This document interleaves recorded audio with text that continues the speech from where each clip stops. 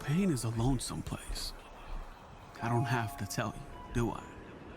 It'll drop a rock in your stomach right through your pounding heart. And when your knees are so weak, you hit the ground and you finally realize you don't got this. Well, now you might just make it. You see, the tallest tree may not weather the storm, but its roots do. So dig in, stand up, and let the wind blow. Because there's hope.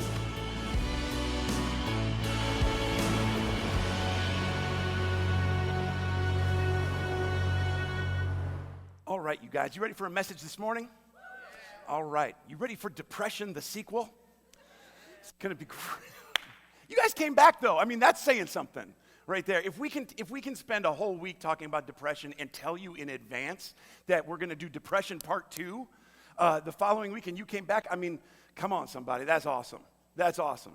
We're talking about real life stuff up in this church, and I'm excited to be able to dive into it with you. We've heard from so many of you throughout this last couple of weeks about just ways that God's word is kind of seeping in and impacting at a different level, and it's awesome. That's exactly what we were hoping for, and we just want it to increase more and more and more. So guys, bring everybody to this stuff. We're not even close to done yet. We've got all kinds of fun to dive into in this series, talking about stuff that churches just don't normally talk about. But as we talk about Depression Part 2 today, we're going to make a shift today. And I think you're going to see it right away when we read the scripture. So we're going to dive right in. I'm going to be reading 2 Psalms this morning. I'm going to read Psalm 13, and then I'm going to read Psalm 6. Both of them were written by David. And as we're reading these Psalms, here's what I want you to do, okay? I want you to ask yourself the question as I'm reading these Psalms to you, and as you can read them up on the screen, or if you've got your Bible or whatever, that's awesome. But as we're reading this, I want you to ask yourself, how does David view himself? How does David view himself? I'm going to start in Psalm 13, where David says this. How long, Lord, will you forget me forever? How long will you hide your face from me? How long must I wrestle with my thoughts and day after day have sorrow in my heart? How long will my enemy triumph over me? Look on me and answer, Lord my God. Give light to my eyes, or I will sleep in death. And the enemy will say, I have overcome him. And my foes will rejoice when I fall. But I trust in your unfailing love. My heart rejoices in your salvation. I will sing the Lord's praise, for he has been good to me. Man alive, it's hard not to preach this before I preach this. You know what I'm saying? This is tough stuff that David is walking into, and he continues it all throughout the Psalms. So I'm going to read now Psalm 6, and this is what it says, similar type of idea. Lord, do not rebuke me in your anger or discipline me in your wrath. Have mercy on me, Lord, for I am faint. Heal me, Lord, for my bones are in agony. You thought you had a bad week. David, this is a lot of bad week going on right here, okay? My bones are in agony. My soul is in deep anguish. How long, Lord, how long? Lord, turn and deliver me. Save me because of your unfailing love. Among the dead, no one proclaims your name. Who praises you from the grave? I'm worn out from my groaning all night long. I flood my bed with weeping and drench my couch with tears. That's hitting home a little too personal with some of us today. My eyes grow weak with sorrow. They fail because of all my foes. Away from me, all you who do evil. For the Lord has heard my weeping. The Lord has heard my cry for mercy. The Lord accepts my prayer. All my enemies will be overwhelmed with shame and anguish. They will turn back and suddenly be put to shame. The title of my message this morning is When Pain Turns Inward, Part 2, or Depression, the sequel. And we're going to talk about this a little bit today. Would you go ahead and bow your heads in prayer with me, and let's invite God into this difficult conversation. Jesus, we're grateful for the fact that your word pulls no punches at all. Just none. You are as real and as raw and as honest in there as we sometimes feel. And so no matter how we're feeling today and no matter what we come to this message going through, I just pray that you would help us to acknowledge the fact that you are not scared of our pain. You do not run away from our sadness and our tears and our anguish. You do hear our prayers and our cries, and we trust you with them today. We pray these things now, and we ask for your presence, and we're going to give you all the glory forever and ever. Amen and amen and amen. All right. Well, this coming week, the calendar is going to turn the month of February. And I know it's going to turn the month of February because I can tell. I have certain things that remind me of that. And it's not because it's freezing cold and it's gray and it's terrible outside. I think in Minnesota, I mean, if you're living out of state, we're jealous of you. Wherever you are that's not in our part of the jet stream, I'm sure that's way more awesome than where we are right now. I think we saw the sun for like 15 minutes this week. Don't you? I mean, it's unbelievable. We are the most vitamin D deficient human beings in North America, I think, right now. And I'm going to tell you, real honestly, it's starting to mess with people. It really, really is. We're just kind of walking through this thing up here. It's like as I started preaching on depression, it was like I asked God for some supernatural like power to preach this message, and he's like, oh, I got you. We're just going to cover you guys all up in clouds for about a month and a half and see how everybody's feeling and whether anybody's irritable after that. And we'll make the sun vanish for a month. You know, prophets used to make the sun stand still. I can make it go away. That's what I'm just saying. No, listen, I can tell it's February because when I open up my computer in the morning, or as I am getting to work and starting things, or when I'm watching basketball in the evening, or when I'm reading a book, or just things where I need to concentrate a little bit, I can tell it's February because my eyes are straining a little bit more than usual. And I can feel that physically. I can feel the frontal lobe of my brain pushing back on the backside of my eyeballs a little bit more than usual, and it's demanding more information, and my eyes are like, listen, this is the best I've got, okay? This is as HD as I get right now. So just, you're going to have to, we're all working hard here. Just relax. This is the best I can do. February is the month that I go in for my annual eye exam. It is. And it's happened for a few years now, and it's so funny how it works. It's like it's right on cue. The calendar turns to January, and my eyes are like, oh, that's right. We're supposed to be deteriorating. I forgot about that for a minute. And they just kind of start going down the drain. This has happened to me more and more as I've gotten older. My prescription for my glasses that I typically wear mainly for reading or just concentrating in all that kind of stuff, my prescription's gotten a little bit stronger every year at this point, and it comes time for my annual checkup, and I can physically feel my eyes straining a little bit more as they need a new prescription. Last time I was at the doctor, when the exam was over, I asked, well, how'd I do? And the doctor said, well, your eyes are going in the expected direction. The expected direction. I mean, that's just kind of sad and depressing, isn't it? And she then wrote out a prescription for my first pair, no joke, of what are now called progressive lenses. Progressive lenses. That's the new way to say it. And it's kind of a new thing for me, but that's also becoming an old thing for me, because as I've gotten older and I look at myself in the mirror, that's a phrase I say a lot these days. I look at myself and I'm like, well, that's new. I hope that's going to go away. That looks like it'll be a problem as it continues to develop. All right? We used to call progressive lenses bifocals. Remember that? Bifocal lenses, all that means is that now you have problems seeing things both far away and up close. You just have general eyesight problems. And they were reserved, bifocals were reserved for your grandparents who wore them around a chain around their neck, you know? And they wear that around their neck like an elderly fashion statement. That's what you get. And reading everything with their head tipped back at like a 30-degree angle with their nose all scrunched up. You know? It's like they're reading and deciphering hieroglyphics from ancient Egypt when all they're really trying to do is trying to find out whether the can of soup they're going to heat up has MSG in it, right? You know, because we can't have that. Yeah, that's another new thing. You don't want to have that. You don't want to even know what happens to me if I have the MSG. Progressive lenses, I think we should just call them what they are. They're regressive lenses, okay? You're not going in a positive direction here. It's just February, man. It's time. It's just time. It's amazing how I don't need my doctor to tell me that my eyes are going in the expected direction. I can feel it. I know. And I don't need anybody to ask me 100 times whether I can see the words on the screen. Is it better like this or like this?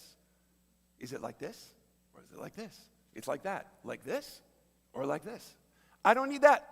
I can tell you right now, I just don't see it as clearly, and I'm having to work harder for it. Age, fatigue, it all affects the way that you see and the vision that you have. And as we come to the Psalms today, David reminds us that you know what else affects your vision?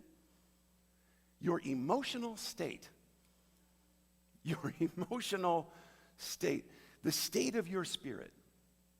Anger will affect your vision. Disappointment and wounded expectation, they will affect your vision. Frustration, disillusionment, misalignment, they will affect your vision. All of it affects the way that you see things. All of it will need to be adjusted at different times and different seasons of your life. And much of it, if we're honest, a lot of it comes from depression. From depression. Depression will mess up the way you see things. It just will. And listen, I'm so grateful for so many of you who've shared some of your stories with me via text message and email and Facebook messages and all that stuff. This last week, I've fully recognized as we come to deal with depression and really all of these topics, but guys, this is sensitive stuff. And the battles that we are fighting with our worship, these are real battles. And I'm right there with you. In both of these songs, King David, a man after God's own heart, is doing a little vision check on his heart in the middle of a season of depression that he's walking through. And he says in Psalm 6:7, this is what he said, that my eyes grow weak with sorrow. They fail because of all my foes. Now, we're going to talk about David's foes in just a minute, okay? But it's amazing to me, it's amazing that David's complaint to God about his emotional state and his complaint about his depression, David says, it's not my hands that have grown too weak to do the work that God has called me to do. And it's not my legs that have grown too tired to go where God has asked me to go. And it's not my mind that isn't sharp enough to meditate on his presence and worship him. What's growing weak? It's my eyes. It's my eyes. Somebody say, it's my eyes. It's my vision that my depression is messing with. And when your vision isn't right, I'm just telling you, you can feel that down deep in you. You don't need a doctor to tell you the things that you don't see clearly, you don't see them clearly anymore. They used to be clear, but they're not really in, 4K anymore that you used to have. That's just not a function of something that's life going in the expected direction. That is a function of depression. Depression will make you have to work harder to see things accurately. It just will. Depression will make things blurry that you used to be really, really clear about. Depression will mess with things that you see. And here's the thing, it'll mess with stuff that's both close up to you and far away. It'll mess with your big picture. It'll mess with your immediate future. You're going to need some progressive spiritual lenses to kind of get over and cope with your depression. Last week we talked about what depression will do to you in kind of how we've handled it in the church. And some of the things that we handle it with and how we can walk through that a little bit together as a church family. This week, here's what I want to do, okay? I want to talk with you and walk you through what depression not only does out here in the world and in the church, okay? I want to talk with you about what depression does in here, in your spirit, in your soul, in the ways that it affects what you see and how what you see affects what you do and how you live. Would that be helpful to anybody? I think it's going to be helpful. Now, we're just going to get real about this thing called depression for a few minutes, because for some of us, guys, let's be honest, it's affecting the way that we've been seeing things for a really long time, and it's just time to deal with it. It's just time to deal with it. I want you to know you are not alone in dealing with this. Okay, if anything of what I say today like resonates with you, or is something that it feels like, wow, he just read my email or something like that, the reason is because I've been there and I go through it too. Guys, we all do. This is a real normal part of the human experience, okay? It affects everybody from time to time, and it doesn't always look the way that you think it's going to look. So this morning, it's time for just a little bit of a trip to the eye doctor together, okay? And we're going to get real about depression and talk about how it affects the way we see. The first way depression affects the way we see is this. Depression will affect the way that you see God. Depression affects the way you see God. You know, one of the things I love most about the Psalms is just how real and raw David is as he's writing these things. Right? I mean, there's something about these two Psalms that we just read together this morning. It's just so unfiltered. It's so just real life. Look at how David starts Psalm 13. How long, Lord, will you forget me forever? How long will you hide your face from me? How long must I wrestle with my thoughts and day after day have sorrow in my heart? How long will my enemy have triumph over me? How's that for a start to your morning Devo? Right?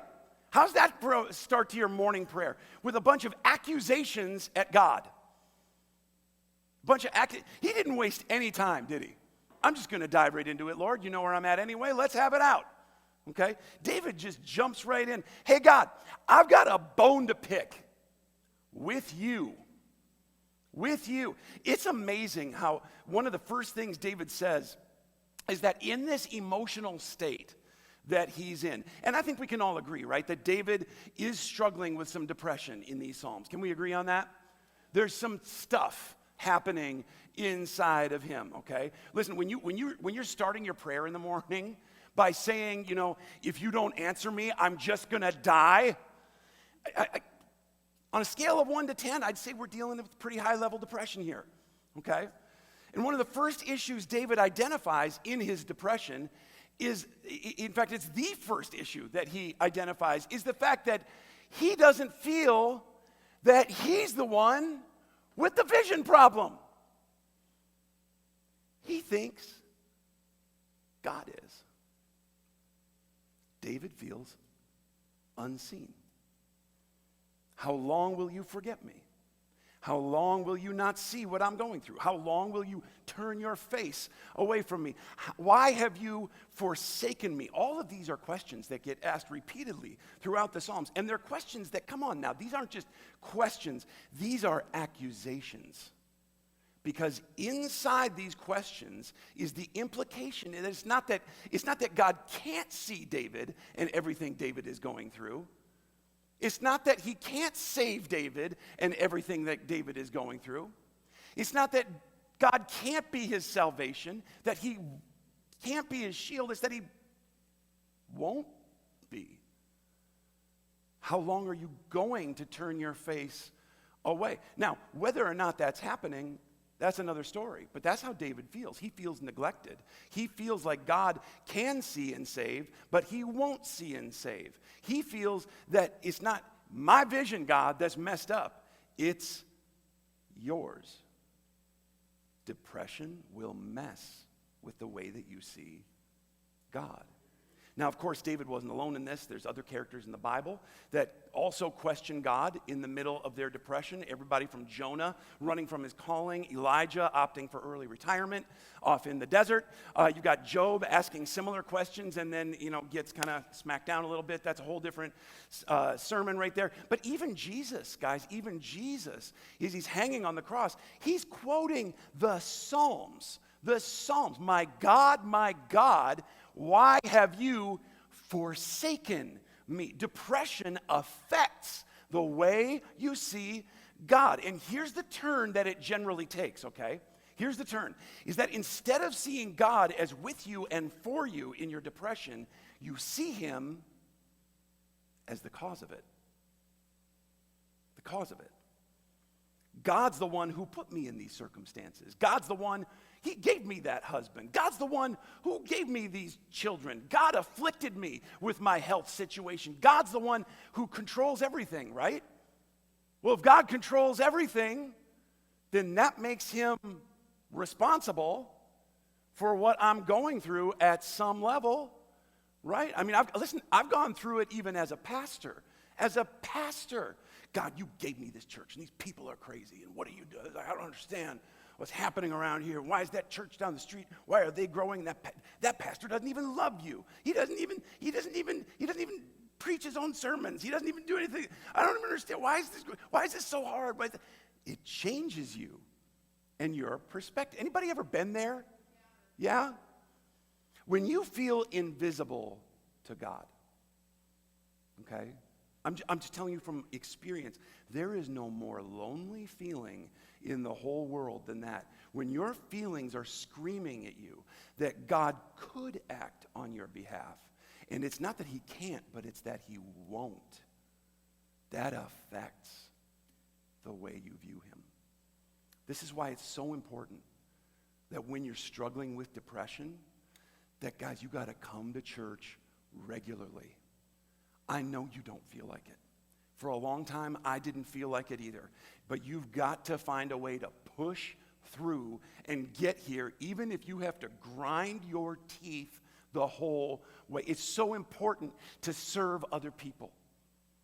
Maybe it's serving in the church, maybe it isn't, I don't care. But you better find somebody to serve. You've got to find a way to serve people. Why? Because worship, sermons, prayer, serving others, these are things that actively take your eyes off yourself and get them onto something that understands that God is up to more in the world than you and your current state. Depression will always try to give you like a tunnel vision.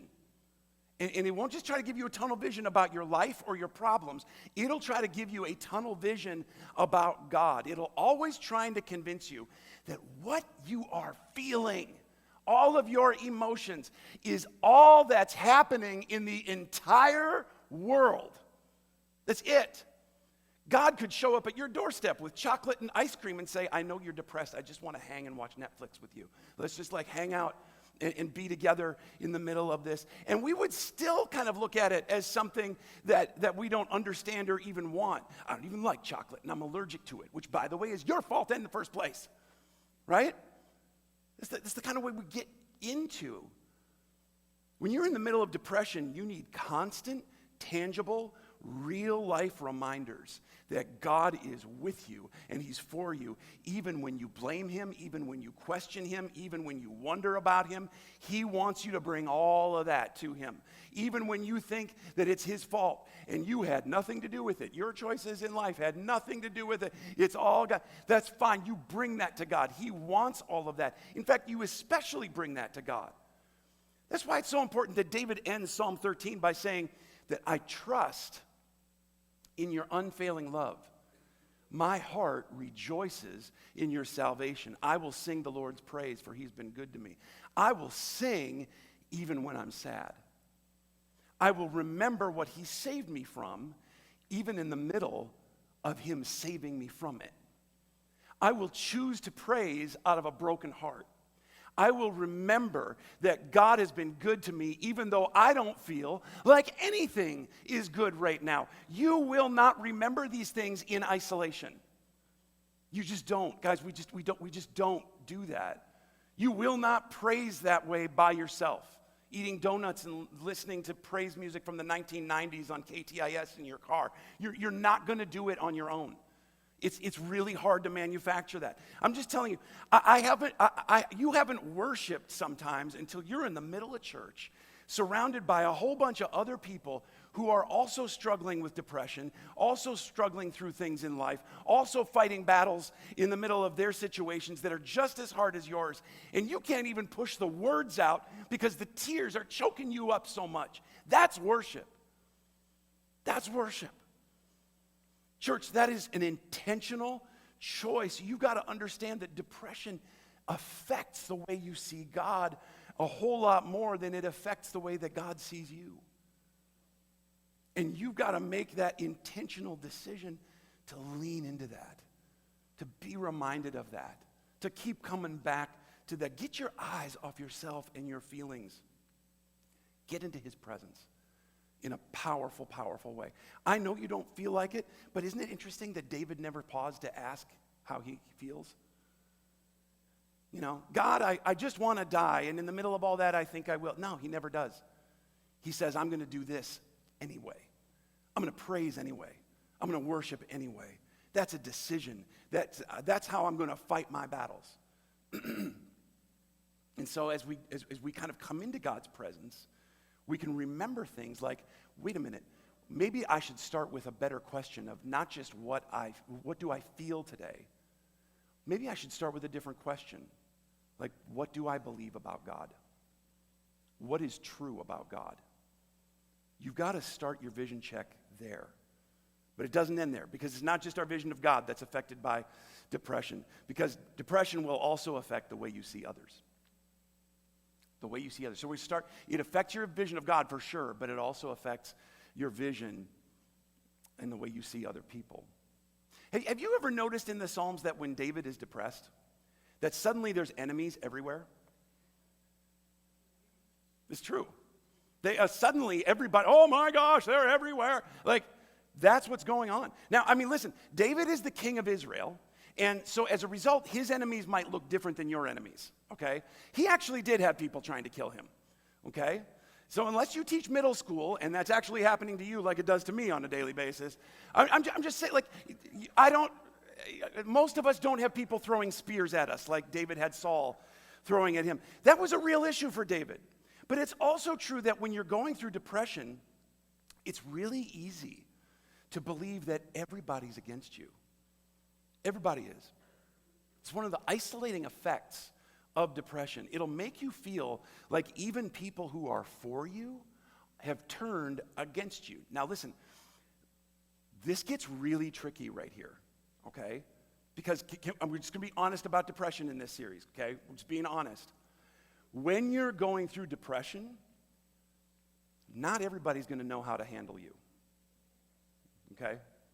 That's why you can't trust just anybody with your problems. Not everybody is just going to intuitively get what to do with you and where you're coming from. Not everybody's going to really say things the way that you want them to say them to you or understand everything that you're feeling. So sometimes, if we're honest, sometimes people say really stupid things to people struggling with depression.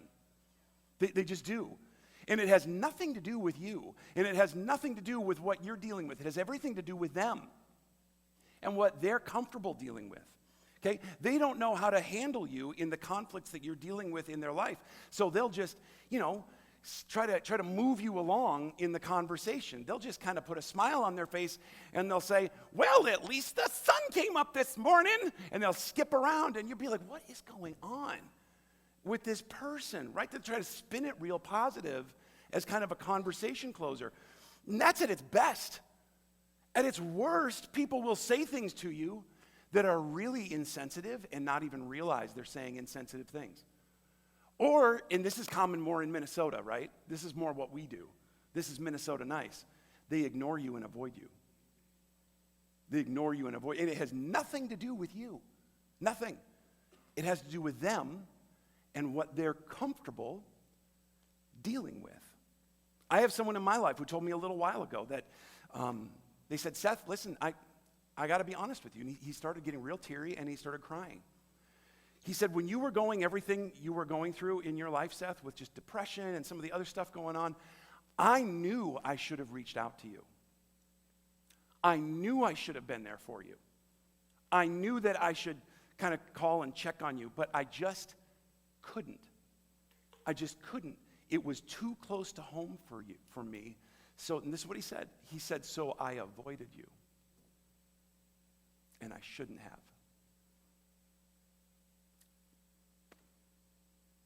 It still hurts. But it happens. Okay? That's just real. Now, is it hurtful? Yes.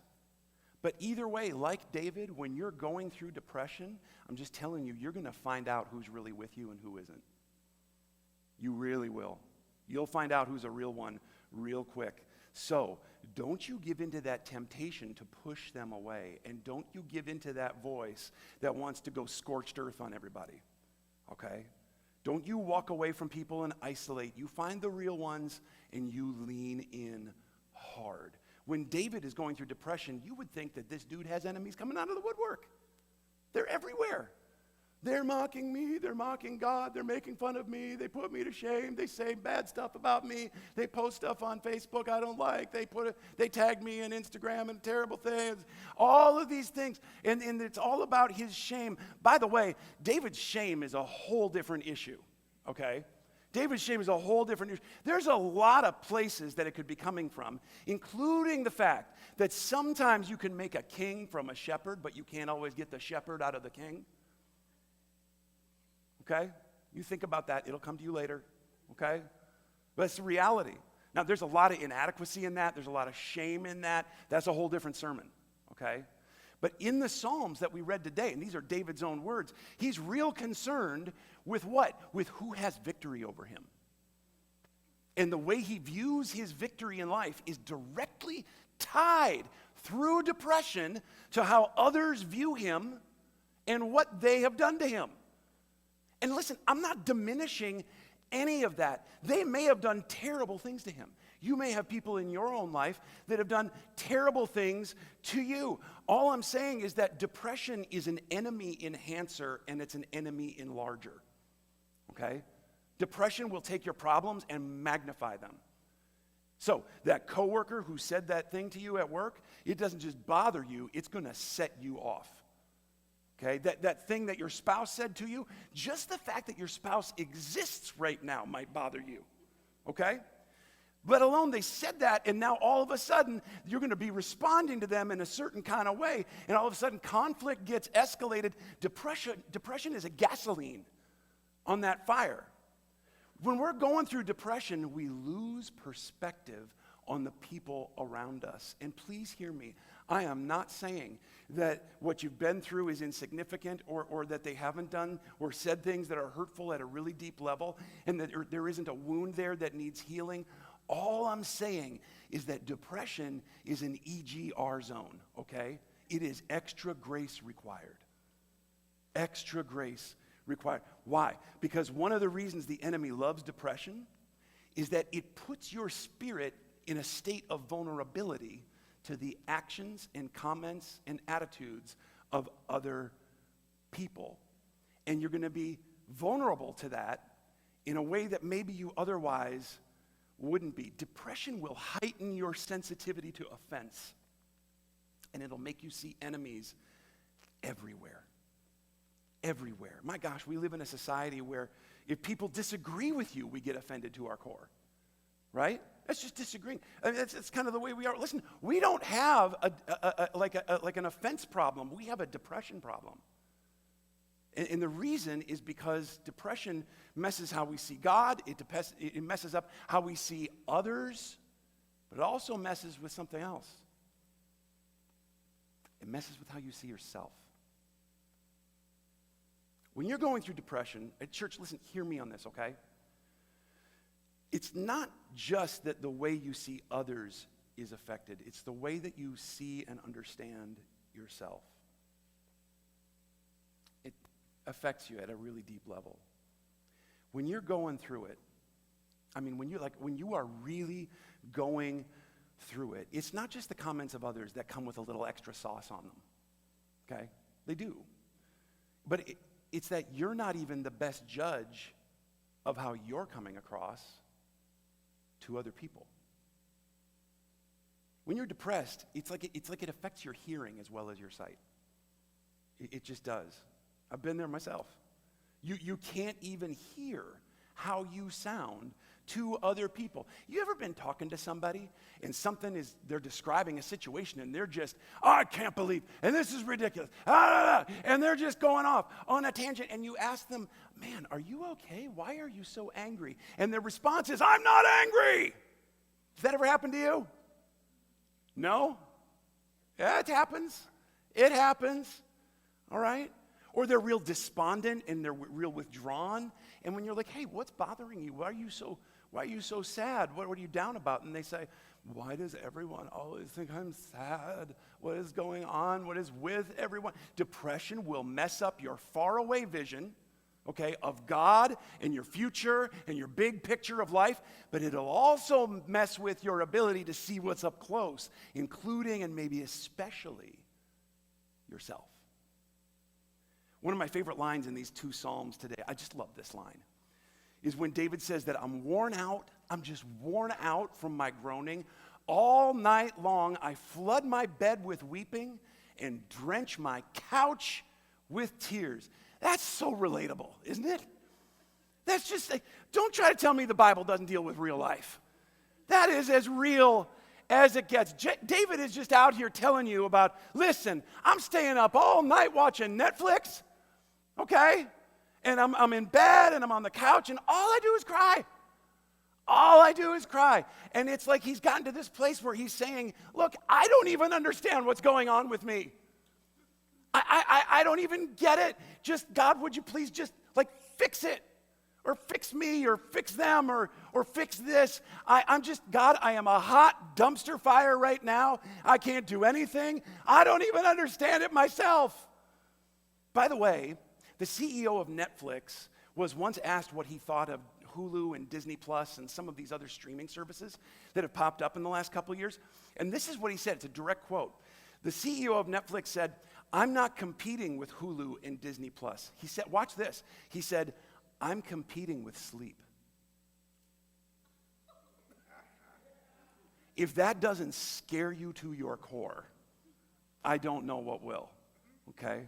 And you know what's funny is that when you finally reach this stage of depression where you realize you can't control it and you're not hiding it as well as you think, and it's spilling onto all the people all around you everywhere you go, when you get to that place where your brain is trying to make sense of the world and your eyes just can't see it for what it is, whether it's up close or whether it is far away, what's so interesting about these moments is that these are the moments that God can do something with.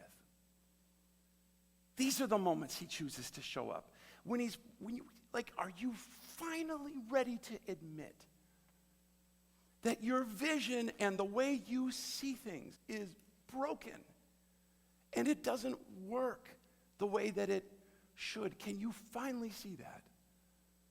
And listen, church, this is a dangerous moment. Because the way you see yourself, this is where you either become open to the work of God in your life, or you become hardened up and you become changed into another version of yourself, you 2.0, you 3.0. And you start thinking that, I'm wiser for the wear now. You start thinking, I'm better off. I'm more mature. I get it now. I see how the world works. I see how this relationship works. When in reality, all that's really going on is the fact that you've become convinced that your pain is greater than God's love, and your pain is greater than God's ability and willingness to save. That's a hard place to be. That's a sad, sad place to end up. So, awesome, Pastor. What's the result of all this? Is there any hope, really? I mean, can we get there? Is there any? There is. Let me walk you through two things, okay? Two results of the fact that depression affects our vision of God, our vision of other people, and our vision of ourselves. Here's both the results of that and where the hope is, okay? And it's this, that depression will affect the way you see your options. It'll affect the way you see your options. David never pulls one single punch in what he's going through with God. Not one. He never skirts it. He never plays it cool. He never tries to hide how he's feeling with God, like, hey, I'm cool.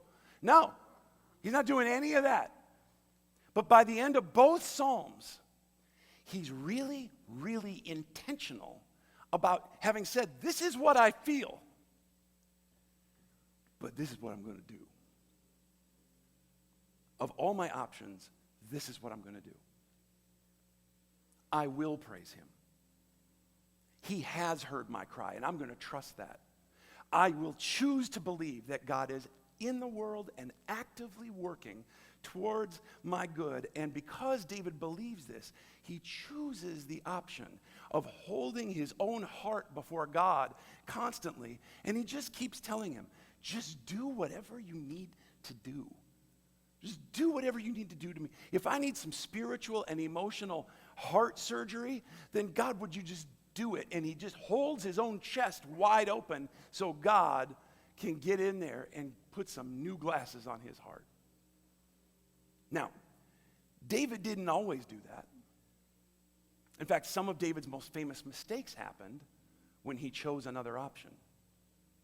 But that's what depression will do. It'll affect the way you see your options. So you need to be intentional about what options you choose. Guys, this is why you've got to be really careful about making permanent decisions based on temporary circumstances like we talked about last week. This is why you got to be careful. This is why when you're depressed, it's probably a good idea to avoid alcohol. It's probably a good idea. For one thing, alcohol is a chemical depressant. It's not going to help you, especially if you're struggling with a chemical or biological depression, okay? But also, alcohol is a decision destroyer. I don't know if you knew that. It's just not a good, you don't make great decisions in that state. Now, in moderation, when you're healthy, sure. But when you're depressed, really bad idea. This is why when you're gaining weight and you're eating your feelings, and I have done this as much as anybody in the world. I mean, listen, cookies bring me comfort, okay? I don't care if you judge me all you want to. Cheeseburgers make me happy. That's the way it is, okay? But when that's going on, overeating isn't just a physical problem that we need to deal with in a physical way with a physical plan. It's a problem that's spiritual, and we need to deal with it in your spirit. Why? Because you are choosing a version of yourself that you want to pour gasoline on.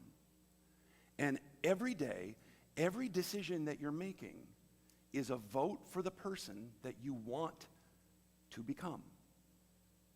This is why, let's just be real about it. This is why when people are sleeping around, I'm just telling you, that's an emotional and spiritual problem. Listen, you are far too vulnerable of a decision maker right now to let some jackwagon at a bar convince you that giving something away that you should never be giving away is a really good idea. It's going to hurt not only you, but it's going to hurt a lot of other people. We do this stuff, guys. We do this, and we do a lot more than this. Because in our depression, what are we doing? We are seeking options for comfort for our feelings. We're trying on different people's glasses. We're trying on different prescriptions. Oh, yours is really bad vision. I'm going to go over here and try this one. This one, that's okay. It's better than mine. You know, maybe on some things. Other things, maybe not so much. Okay? We're trying on different people's glasses and different people's prescriptions when all along God is like, I have a prescription for you. It's made just for you. The level to which you're depressed will directly affect your ability to evaluate your options on your own. This is why you need godly friends.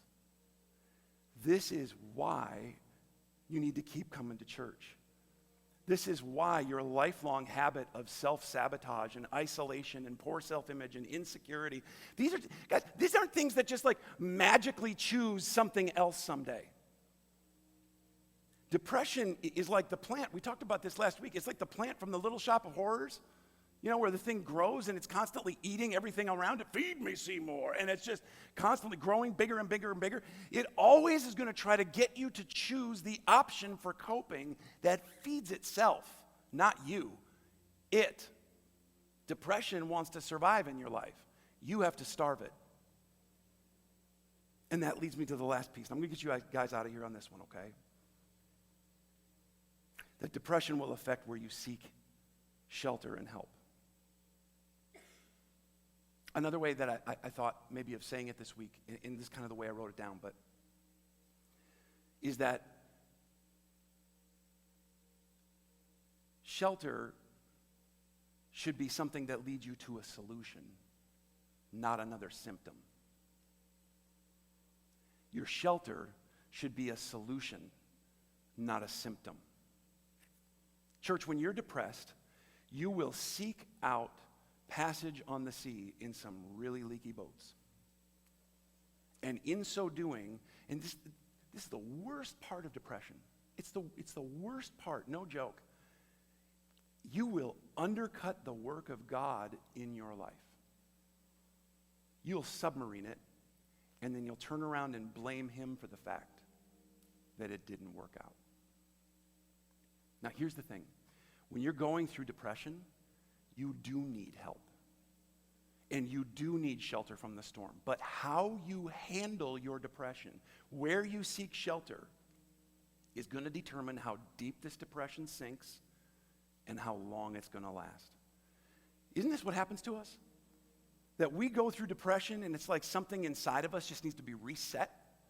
Like a computer that needs to be restarted or sort of like rebooted. There's something inside of us that needs that. And we go get a new prescription for some glasses that are going to help us see things both far away and also all the things that are all up close to us, the way that God sees them. And God wants to give that prescription to us, but we fight it. We fight it, and we think that we can prescribe it ourselves, or my buddy has a better prescription over here, or this guy's doing it this way. And what happens is that there's a hardness that sets in, and it blocks us up, and it prevents the work of God from moving forward in your life. And you will not learn what you need to learn, and you will not heal what needs to be healed, and you will not have grace for what needs to have grace in your life. You will not find your purpose in the middle of that, all because somebody gave you some messed up prescription.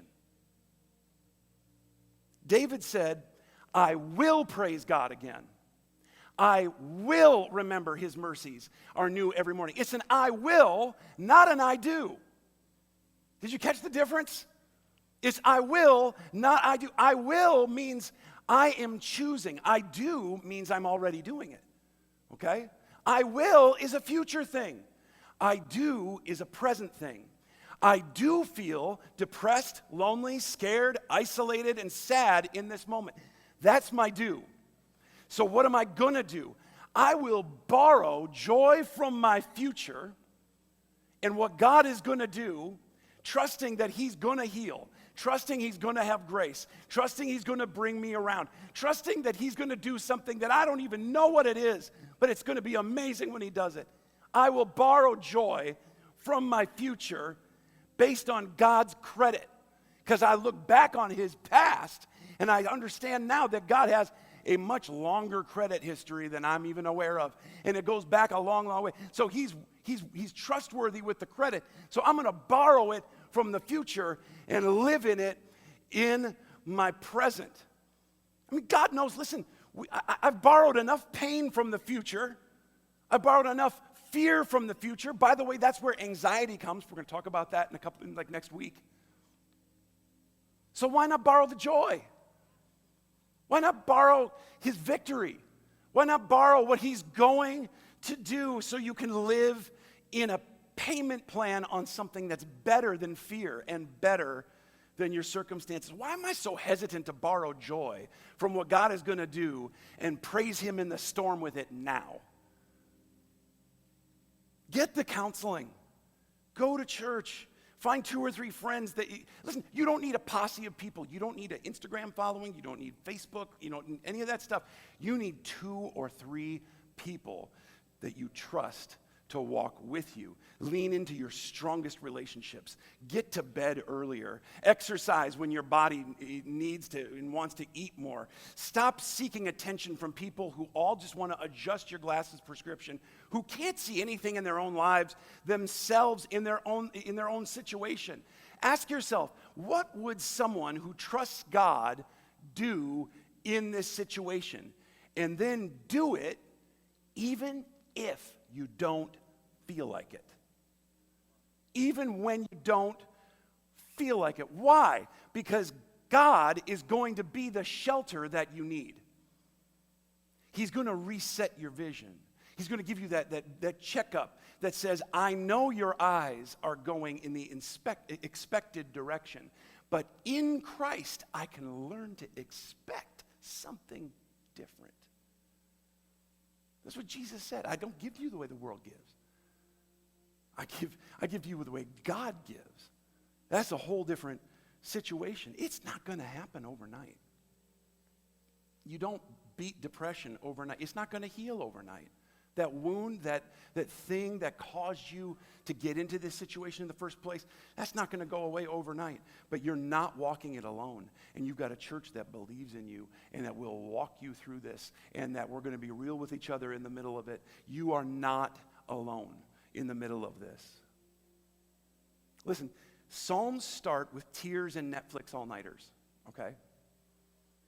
But they end in a praise party. Why?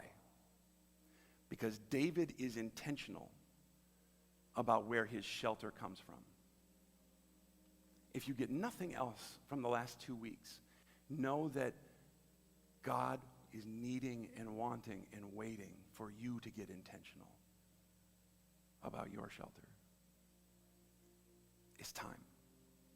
It's time. I know this is real, and I know it's raw, and I know it's difficult for a lot of us, but guys, you don't walk it alone. None of us do.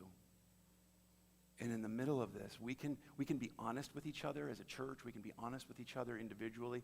We can get through this together. But we can't do it by pretending it away. And we can't do it with our current prescription and not getting it adjusted. It's time to get some new glasses on your heart. That's the start of healing through this stuff.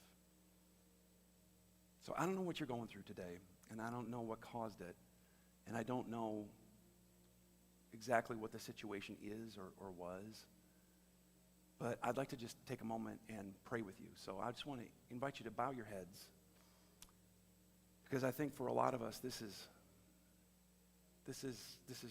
real life right here. And let's kind of invite God into the vision checkup room. And I want you to ask yourself this.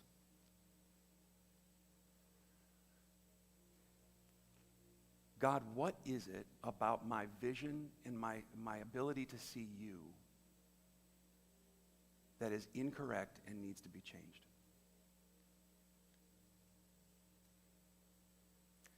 God, what is it about the way I see the people in my life that is fuzzy and needs to be changed? God, what is it about the way I see myself that's inaccurate, that needs to be changed? Would you help me to see you, others, and myself with the grace and the compassion and the love that you see them with? Give me your eyes.